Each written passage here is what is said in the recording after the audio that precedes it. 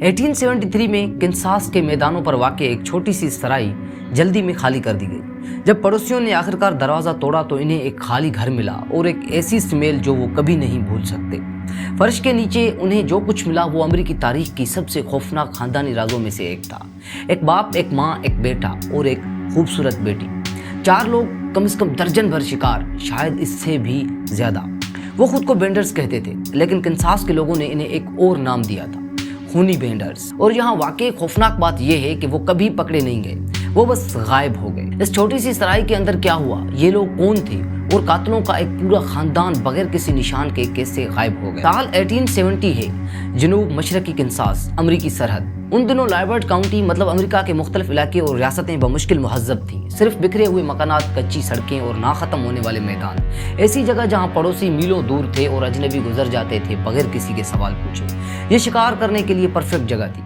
1870 के आखिर में एक खानदान आया और ओस्टेज ट्रेल के साथ ज़मीन का एक छोटा सा टुकड़ा लिया। ओस्टेज ट्रेल वेस्ट की तरफ जाने वाले मुसाफिरों के लिए एक अहम रास्ता था जो खासतौर पर ओस्टेज नेटिव अमेरिकन कबीले के इलाके से गुजरता था। इस रास्ते से कबीलों के दरमियान तिजारत होती थी, लोग शिकार करने के लिए सफर करते थे। उसके बाद में यूरोपीय आबादकारों ने भी इस्तेमाल किया था। इस खानदान ने वहाँ एक कच्ची लकड़ी की सराय बनाई, बमुश्किल 20 फुट लंबी, कैनोस के पर्दे से तकसीम की हुई। सामने वाला हिस्सा एक जनरल स्टोर और खाने की जगह था, जबकि पिछले हिस्से में वो खानदान रहता था। खानदान ने अपना तारुफ बेंडर्स के नाम से कराया, John Bender senior.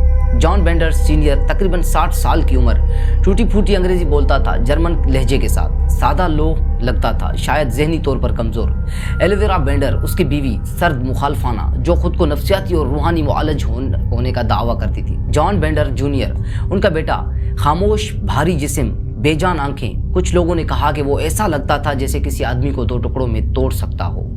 Cat vendor उनकी बेटी, पुरकशिश, दिलकश शख्सियत, खानदान का चेहरा। वो रूहानी नशस्तें मुनक्कद करती थी, खुद को एक मीडियम के तौर पर मुश्तहर करती रहती थी जो बीमारों को शिफा दे सकती हो और मुर्दों से बात कर सकती थी। केट चारा थी। मुसाफिर खाने और आराम के लिए बेंडर सराय पर रुकते। केट इन्हें अपनी तरफ मुतवज्जा करती, रात का खाना पेश करती और एक रूहानी सेशन की पेशकश करती। उस रास्ते से जाने वाले लोग गायब होना शुरू हो गए। पहले तो किसी ने नोटिस नहीं किया, ये सरहद थी, मुसाफिर हमेशा गायब होते रहते थे। डाकू, मकामी अमरीकी हमले, हादसात, बीमारी, मौत वगैरह आम थी। लेकिन 1873 तक गुमशुदगियां नजरअंदाज करना नामुमकिन हो रही थी।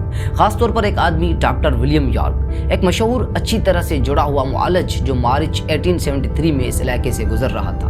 वो बेंडर सराय पर रुका था और फिर उसे दोबारा कभी नहीं देखा गया। डॉक्टर यॉर्क का भाई कर्नल अलेक्जेंडर यॉर्क एक ताकतवर आदमी था, वो उसे जाने नहीं देने वाला था। उसने एक सर्च पार्टी मुनज़्ज़म की, मकामी लोगों से सवाल किए, अपने भाई के रास्ते को दोबारा तलाश किया। हर सुराग बेंडर्स की तरफ इशारा करता था।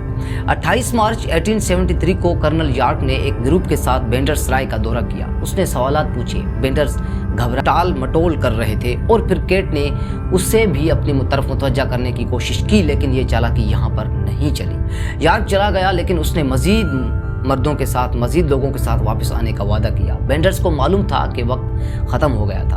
मई 1873 के अवाइल में पड़ोसियों ने महसूस किया कि बेंडर सराय छोड़ दी गई है। मवेशी आजादाना घूम रहे थे, सराय का दरवाजा खुला था, अंदर सब कुछ पीछे छोड़ दिया। फर्नीचर, सामान, मेज पर अभी तक खाना भी पड़ा हुआ था। वो आधी रात को भाग गए थे। जब पड़ोसी अंदर दाखिल हुए तो बदबू ने फौरी तौर पर इन्हें मुतासिर किया।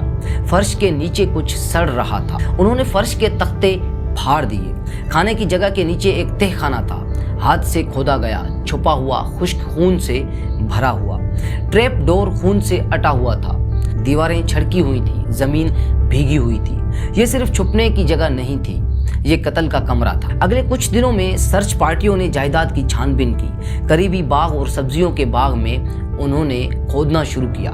एक एक करके इन्हें लाशें मिली। एक लाश डॉक्टर विलियम यॉर्क की थी, खोपड़ी पीछे से कुचली गई थी, गला काटा गया था। दूसरी लाश जॉर्ज लॉन्चर नाम का एक आदमी, उसको भी इसी तरह के जख्म थे। तीसरी लाश लॉन्चर की 18 माह की बेटी अपने बाप के साथ दफन की गई थी। उसने फरार होने की भी कोशिश की, शायद, और मिट्टी को खरोंचा भी था। ये तफसील एक बच्चे की कब्र के अंदर खरोंचने के निशानात मिलना, ये तब था जब पूरी काउंटी को एहसास हुआ कि वो किससे निमट रहे हैं। ये डकैती नहीं थी, ये मायूसी नहीं थी, ये खेल था। तलाश के इख्तिताम तक उन्होंने कम से कम 11 लाशें निकाली, मर्द, औरतें, एक बच्चा। कुछ अंदाजों के मुताबिक वहां पर मजीद लाश भी शायद निकलते, लेकिन गहरे दफन या दूर बिखरे हुए होने की वजह से उन्हें ढूंढा नहीं गया। हर शिकार को एक ही तरह के जख्म थे। सर के पिछले हिस्से पर एक ज़रब और गला काटा गया था। तफ्तीशकारों ने एक तरीकाकार जोड़ा कि इतने खून आखिर किस तरह से किए गए थे। उनके अंदाजे के मुताबिक मेहमान बेंडर्स की मेज पर रात के खाने के लिए बैठते, कैनोस के पर्दे की तरफ पीठ, और फिर कोई शायद जॉन जूनियर या मुमकिन तौर पर बूढ़ा जॉन हथौड़े के साथ पर्दे के पीछे खड़ा होता और एक जोरदार हथौड़े से वार करता, बिल्कुल खोपड़ी के पिछले हिस्से पर, और केट काम खत्म करने के लिए, मतलब मुकम्मल करने के लिए उनका गला काट देती। फिर वो लाश को ट्रैप डोर के जरिए तहखाने में गिरा देते, कीमती चीजें छीन लेते और अंधेरे की आड़ में लाश को बाग में दफन कर देते। बेंडर्स ने ये कई बार किया था, लेकिन सबसे ज्यादा परेशान करने वाला सवाल बाकी है दोस्तों कि वो खानदान आखिर कहां भाग गया। वो फरार हुए और नई शनाख्तों के तहत जिंदा रहे। ये सबसे ज्यादा माने जाने वाला नजरिया था। बेंडर्स को एक इब्तदाई बर्तरी हासिल थी। कम से कम 2 हफ्ते लाशों की दरियाफ्त से पहले वो वैगन या ट्रेन से सैकड़ों मील सफर कर सकते थे। कुछ रिपोर्टों का दावा है कि उन्हें थायर कंसास में सेंट लुइस की तरफ जाने वाली ट्रेन में सवार होते देखा गया। दूसरों का कहना है कि वो टेक्सास की तरफ जनूब या मगरबी इलाकों में भाग गए, जहां कानून नाफिज करने वाले इदारे बमुश्किल मौजूद थे। कंसास ने हर बेंडर्स पर $1000 इनाम की पेशकश की।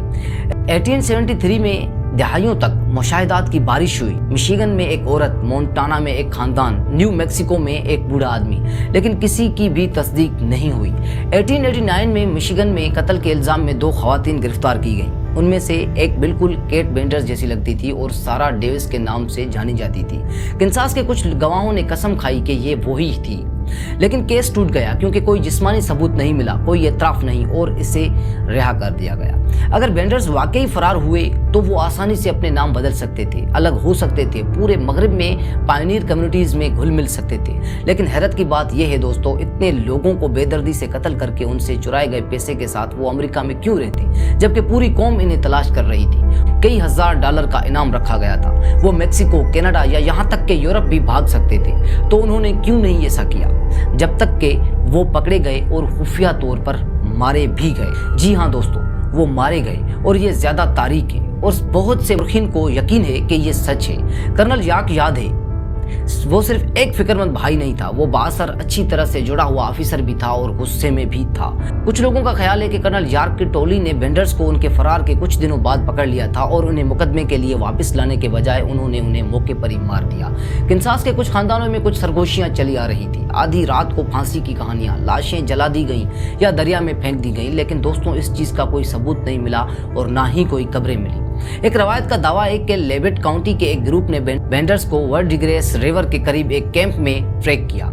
उन्हें गोली मार दी गई, उनकी लाशों को पत्थरों से वजन दिया गया और पानी में फेंक दिया गया। एक और वर्जन कहता है कि खानदान को ओक्लाहोमा की सरहद के करीब पकड़ा गया, मार कर हलाक किया गया और गैर निशान ज़िदा कब्रों में दफन किया गया। अगर ऐसा हुआ तो वो लोग कभी एतराफ़ नहीं करते और ये कत्ले आम थे, लेकिन कानूनी नहीं। एतराफ़ करने का मतलब गिरफ्तारी का खतरा था। अगर वाकई इन्हें मार दिया गया और सारे राज भी उनके साथ कब्रों में दफन किए गए तो क्यों कोई तस्दीक शुदा मुशाहिदा कहीं भी नहीं पहुंचा? क्यों इनाम की रकम कभी दावा नहीं की गई? क्यों बेंडर्स बस गायब हो गए? लेकिन यहाँ भी एक मसला है दोस्तों, अगर बेंडर्स को मार दिया गया तो क्या किसी ने बात नहीं की होगी? मौत के बिस्तर पर एतराफ़ नहीं किया किसी ने, या फिर नशे में किसी ने कुछ नहीं कहा? 150 साल में कुछ वाजे नहीं हुआ दोस्तों। लेकिन दोस्तों यहाँ जो हमें सबसे अजीब नजरिए की तरफ ले जाता है वो ये कि दरहकीकत वो कभी हकीकी खानदान नहीं थे। जी हाँ दोस्तों, ये आपके दिमाग को खराब कर देगा। क्या हुआ अगर बेंडर्स वाकई रिश्तेदार नहीं थे? उसके बारे में सोचें। इनमें से कोई एक जैसा नहीं लगता था, उनके लहजे मेल नहीं खाते थे। केट अच्छी तरह से बोलने वाली और दिलकश थी, दूसरों जैसी बिल्कुल नहीं। जॉन सीनियर ज़हनी तौर पर सुस्त लगता था, लेकिन एल्विरा तेज और हिसाब किताब करने वाली थी। कुछ तफ्तीशकारों का ख्याल है कि बेंडर्स शक से बचने के लिए खानदान का रूप धारे हुए आवारा गर्दों का एक गिरोह थे। ये बात आम हो सकती थी कि एक खानदान सराय चला रहा था, लेकिन 4 बेतरतीब अजनबी कत्ल का जाल चला रहे हैं, ये बात मशकूक हो सकती थी। केट इन सब के लीडर हो सकती थी। शिकार को फंसाने के लिए खूबसूरती और दिलकशी का इस्तेमाल करती, मर्द कत्ल करते और एल्विरा धोखाधही का इंतजाम करती। अगर ये नजरिया सच है तो बेंडर्स फरार होने के बाद बस अलग हो सकते थे, 4 अलग अलग लोग 4 सिमतों में बिखरे हुए जो कभी ना जुड़े। और दोस्तों एक और हैरान करने वाली बात भी सामने आई कि जब तक बेंडर्स फैमिली के बारे में किसी को नहीं पता था और आम लोगों की तरह रहते थे, तब तक के सेंसस के रिकॉर्ड में भी मुतजाद है। खानदान की पसमंजरी की कहानी बदलती रही। जब सवाल किया गया तो उन्होंने मुख्तलिफ जवाब दिए कि वो कहाँ से आए हैं। कुछ लोगों को यकीन है कि केट बेंडर उसका असल नाम भी नहीं था, लेकिन अगर वो खानदान नहीं थे तो वो वाकई कौन थे? दोस्तों यहाँ वो ट्विस्ट है जिसने और भी हैरान कर दिया। 1967 में इस पूरे वाक़े के तकरीबन 1 सदी बाद मिसेस अर्न मैककॉर्मिक नामी एक खातून एक कहानी के साथ सामने आई। वो बूढ़ी थी, अपने जिंदगी के इख्तिताम के करीब, और उन्होंने दावा किया कि उनकी माँ ने कुछ खौफनाक एतराफ़ किया था। उनकी माँ केट बेंडर थी। मैककॉर्मिक के मुताबिक केट कैंसास से फरार हुई, अपना नाम बदला, शादी की और दहाइयों तक मिडवेस्ट में खामोशी से जिंदा रही। वो बुढ़ापे में मर गई, कभी नहीं पकड़ी गई, ना ही कभी उनको सजा दी गई। मैककॉर्मिक ने कहा कि उनकी मां ने कत्ल की तफसीलात बयान की, हथौड़ा, ट्रैप डोर, खून से भरा तहखाना, वो चीजें जो सिर्फ केट जानती होंगी। लेकिन मैककॉर्मिक के पास कोई सबूत नहीं था, कोई तस्वीर नहीं थी, कोई दस्तावेज़ात नहीं थे। क्या वो सच बोल रही थी या ये तवज्जो हासिल करने वाली एक बूढ़ी औरत का फरेब था? हम कभी नहीं जान पाएंगे। लेकिन एक और सबसे ज्यादा परेशान करने वाली बात, बेंडर्स सराय उनकी पहली सराय नहीं थी। तफ्तीशकारों ने बलाखिर दरियाफ्त किया कि कैंसास में आबाद होने से पहले बेंडर्स जैसे एक खानदान ने एक और रियासत में इसी तरह की सराय चलाई थी।